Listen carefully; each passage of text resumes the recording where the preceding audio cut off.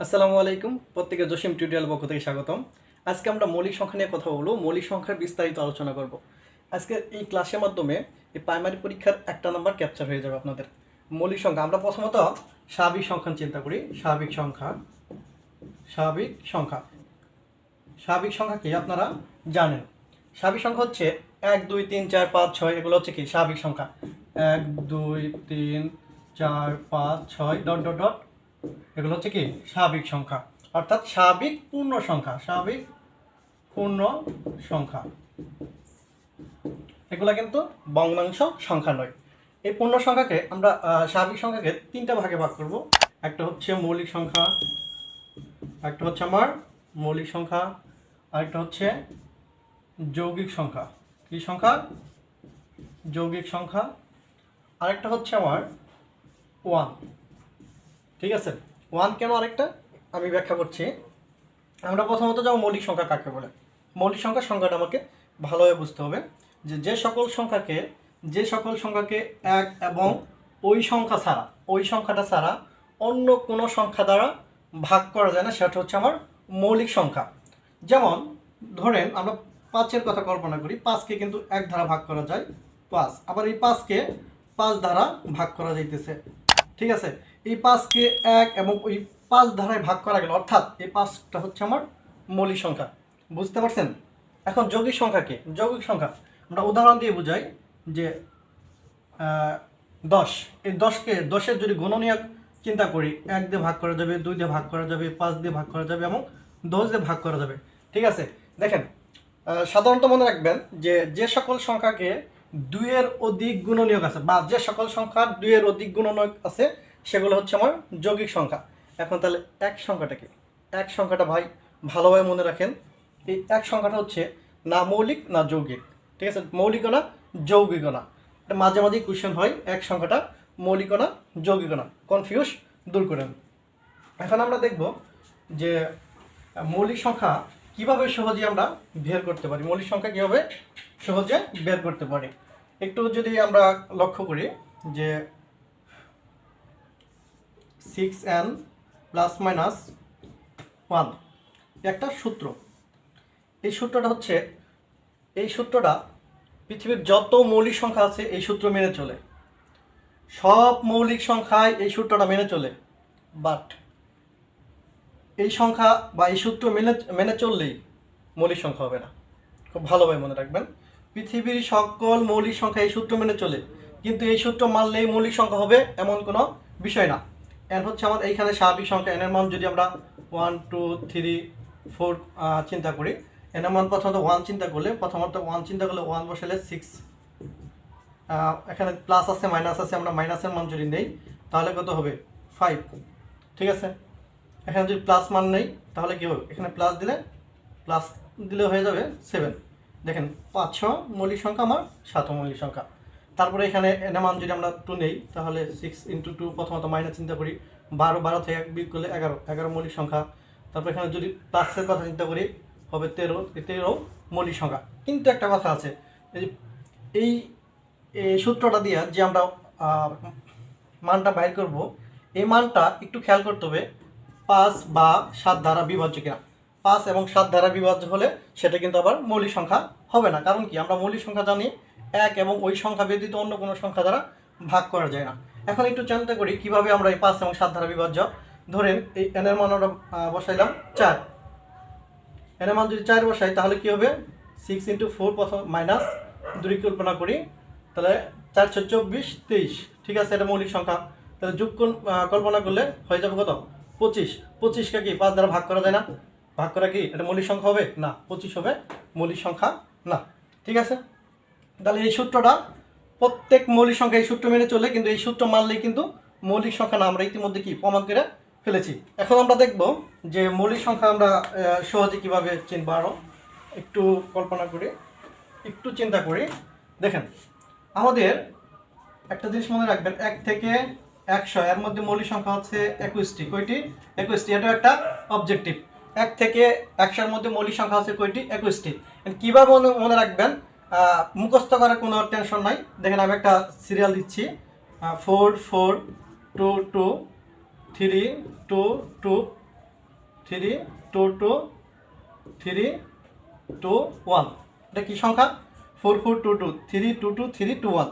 এটা হচ্ছে প্রত্যেক 10টা জন্য, অর্থাৎ 1 থেকে 10-এর মধ্যে মৌলিক সংখ্যা আছে 4টি, 11 থেকে 20-এর মধ্যে মৌলিক সংখ্যা আছে 4টি, 21 থেকে 30-এর মধ্যে মৌলিক সংখ্যা আছে 2টি। এইভাবে 1 থেকে 100 পর্যন্ত মৌলিক সংখ্যা মোট করা 21টি, 10টা 10টা করে ভাগ করা। ঠিক আছে, এখন আমাদের কোয়েশ্চেন করলো যে 10 থেকে বা 11 থেকে 20 পর্যন্ত মৌলিক সংখ্যা কয়টি?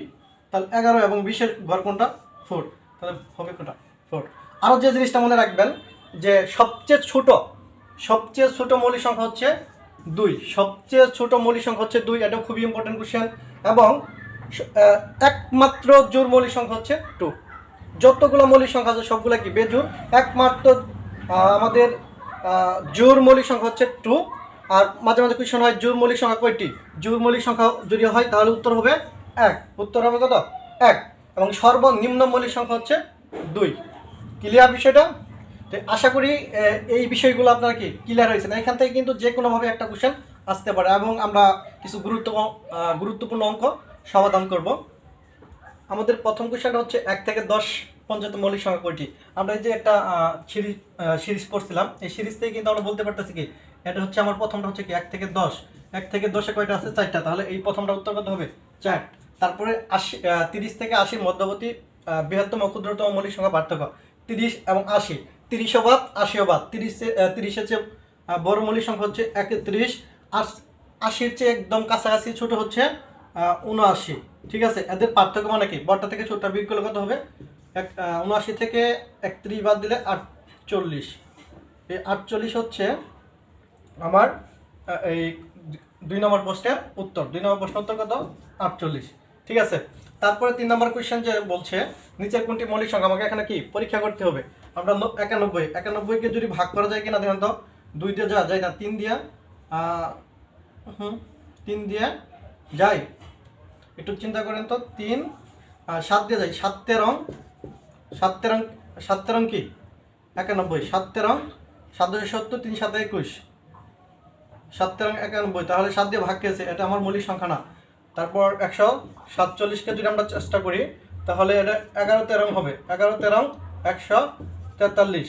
এটা আমার মৌলিক সংখ্যা না, কারণ 11 দিয়ে চলে যায়। 47 দেখেন, 47কে কি কোনো কিছুতে ভাগ করা যাবে? 1 এবং ওই সংখ্যা ব্যতীত 1 দিয়ে যাবে এবং ওই 47 দিয়ে যাবে। 47 এবং 1 ব্যতীত 47 সংখ্যাকে ভাগ করা যাবে না। তাহলে আমরা জানি কোনো সংখ্যাকে 1 এবং ওই সংখ্যা দ্বারা ভাগ করা যদি না যায় তাহলে সেটা কি আমাদের ওই দুটা ব্যতীত কি অন্য কোনো সংখ্যাতে ভাগ করা গেলে সেটা আমার মৌলিক সংখ্যা। তাহলে 47 মৌলিক সংখ্যা, আর 87 আর আমাদের দেখারই প্রয়োজন নাই। ঠিক আছে, এইভাবে এই টাইপের অঙ্কগুলো হয়ে থাকে। এখন আমরা শিখবো জোড় এবং বিজোড় সংখ্যা। জোড় সংখ্যা আমরা জানি যে সকল সংখ্যাকে 2 দ্বারা ভাগ করা যায়, যে সকল সংখ্যাকে 2 দ্বারা বিভাজ্য সেটা হচ্ছে জোড় সংখ্যা। আর বিজোড় সংখ্যাটা হচ্ছে যে সংখ্যাটা 2 দ্বারা বিভাজ্য না সেটা হচ্ছে আমার বিজোড় সংখ্যা। 2 4 6 সবগুলা কি 2 দ্বারা বিভাজ্য, এগুলো হচ্ছে কি জোড় সংখ্যা। আর বিজোড় সংখ্যা হলো 1 3 5, এগুলো একটাও কি 2 দ্বারা বিভাজ্য না, এগুলোকে বিজোড় সংখ্যা বলে। এখন আমরা কখন জোড় সংখ্যা, আমাদের খুবই ইম্পর্টেন্ট, কখন জোড় সংখ্যা এবং কখন বিজোড় সংখ্যা, এই জিনিসগুলো কিভাবে আমরা বুঝতে পারবো। ঠিক আছে, এর জন্য বোঝার জন্য আমি খুব শর্টকাটে কিছু টেকনিক লিখে রাখছি বা কিছু সূত্রই বলা যায়, এই জিনিসগুলো আমরা বোঝানোর চেষ্টা করবো। জোড় সংখ্যা 1 নম্বরটা হচ্ছে জোড় সংখ্যা প্লাস জোড় সংখ্যা, এদের যোগফল কি হবে? জোড় এবং জোড় সংখ্যার যোগফল হবে জোড় সংখ্যা। যেমন 2 হচ্ছে জোড় সংখ্যা যোগ 4 হচ্ছে জোড় সংখ্যা, এই দুটোর যোগফল কি একটা 6, এটা একটা কি জোড় সংখ্যা। এই প্রথম সূত্রটা কি জোড় প্লাস জোড় হয় জোড় সংখ্যা। বিষয়টা ক্লিয়ার হলে একটু জানিয়ে দিবেন। 2 নম্বর হচ্ছে জোড় সংখ্যা প্লাস বিজোড় সংখ্যা। জোড় সংখ্যা হিসেবে 2 নিলাম, বিজোড় হিসেবে কত নিলাম? 1 নিলাম। ঠিক আছে, আপনারা যে কোনো জোড় এবং বিজোড় নিতে পারেন, যে কোনো সমস্যা নাই। জোড় এবং বিজোড় সংখ্যার যোগফল হবে একটা বিজোড় সংখ্যা। ক্লিয়ার? 3 নম্বরটা হচ্ছে বিজোড় সংখ্যা এবং বিজোড় সংখ্যা। বিজোড় সংখ্যা হিসেবে 1 নিলাম এবং 3 নিলাম। বিজোড় যদি যোগফল করা হয় তাহলে সেটা কি হবে? জোড় সংখ্যা হবে। সেটা কি হবে? জোড় সংখ্যা হবে। এই টার্মগুলো খুবই কাজে দিবে এবং খুব ভালোভাবে মনে রাখতে হবে। 4 নম্বর হচ্ছে জোড় সংখ্যা ইন্টু জোড় সংখ্যা। জোড় সংখ্যা হিসেবে 2 নিলাম, আর একটা জোড় সংখ্যা হিসেবে 4 নিলাম। এদের গুণফল কি হবে? 8। তাহলে জোড়ে জোড়ে গুণ করলেও জুড়ি হয়। এটা ক্লিয়ার। তারপর হচ্ছে জোড় এবং বিজোড়ের গুণফল, জোড় হিসেবে 2, বিজোড় হিসেবে 3 দিলাম, এদের গুণফল কি 6। এটা হচ্ছে কি জোড় সংখ্যা, তার মানে জোড় এবং বিজোড়ের গুণফলটা হবে জোড় সংখ্যা। তারপর বিজোড় এবং বিজোড়ের গুণফল, বিজোড় এবং বিজোড়ের 3 দিলাম আর 3 দিলাম, বিজোড় এবং বিজোড়ের গুণফল কি 3 থেকে 9 বিজোড় সংখ্যা। আশা করি এই বিষয়গুলো ক্লিয়ার হয়েছেন কিনা। যদি ক্লিয়ার হয়ে থাকেন তাহলে অবশ্যই জানান, আর যদি কোনো সমস্যা থাকে অবশ্যই কমেন্টে জানাবেন, আর যদি সমস্যা থাকে তাও কমেন্টে জানাবেন। এখন আমরা কীভাবে অঙ্ক আসে একটু দেখার চেষ্টা করবো, কী ধরনের অঙ্ক এই কয়েকটা টার্মের উপরে এসে থাকে। ধরেন কোশ্চেন করা হয় এম উভয় বিজোড় সংখ্যা, উভয় বিজোড় সংখ্যা হলে নিচের কোনটি জোড় সংখ্যা। এম দুটো যদি বিজোড় সংখ্যা হয় তাহলে কখন দুটো বিজোড় সংখ্যা দ্বারা একটা জোড় সংখ্যা পাওয়া যায়। এই দুটো বিজোড় সংখ্যা দ্বারা কখন একটা জোড় সংখ্যা পাওয়া যায়। দেখেন দুটো বিজোড় সংখ্যাকে একমাত্র দুটো বিজোড় সংখ্যার গুণফল একমাত্র দুটো বিজোড় সংখ্যাকে যোগ করলে জোড় সংখ্যা পাওয়া যায়। দুটো বিজোড় সংখ্যা যদি যোগ করি তাহলেই জোড় পাওয়া যায়। তাহলে এর উত্তর হবে কি দুটো বিজোড় সংখ্যা যোগ করব, দুটো বিজোড় সংখ্যা কি করব যোগ করব, তাহলে এটা কি জোড় সংখ্যা। ঠিক আছে, আবার যদি কোশ্চেন করলাম যে এ হচ্ছে জোড় আর বি হচ্ছে বিজোড়, এই দুটো দ্বারা বিজোড় কখন, এই দুটো দ্বারা বিজোড় কখন হবে। ঠিক আছে, এ হচ্ছে জোড় আর বি হচ্ছে বিজোড়, তাহলে একটা জোড় সংখ্যার সাথে আরেকটা বিজোড় সংখ্যা যদি আমরা যোগ করি তাহলে হবে কি বিজোড় সংখ্যা, তাহলে হবে বিজোড় সংখ্যা। একটা জোড় সংখ্যার সাথে আমাদের 2 নম্বর নিয়ম, একটা জোড় সংখ্যার সাথে আরেকটা বিজোড় সংখ্যা যদি যোগ করি তাহলে সেটা কি হয় আউটপুট কি হয়, অর্থাৎ যোগফল কি হয় বিজোড় সংখ্যা হয়। তাহলে উত্তর কি a + b। এই টাইপের বিভিন্ন ধরনের ঘুরে পেঁচে কোশ্চেন হয়। আশা করি যে ধরনের কোশ্চেনই হোক না কেন আপনারা পারবেন। আশা করি ক্লাসটি খুব এনজয় করেছেন। এখান থেকে আমাদের প্রাইমারি পরীক্ষায় 1 নম্বর অবশ্যই পাবেন। যদি ক্লাসটি ভালো লেগে থাকে অবশ্যই আমাদের চ্যানেলটিকে সাবস্ক্রাইব করবেন এবং লাইক কমেন্ট শেয়ার করবেন। ধন্যবাদ, দেখা হবে অন্য কোনো ভিডিওতে। আল্লাহ হাফেজ।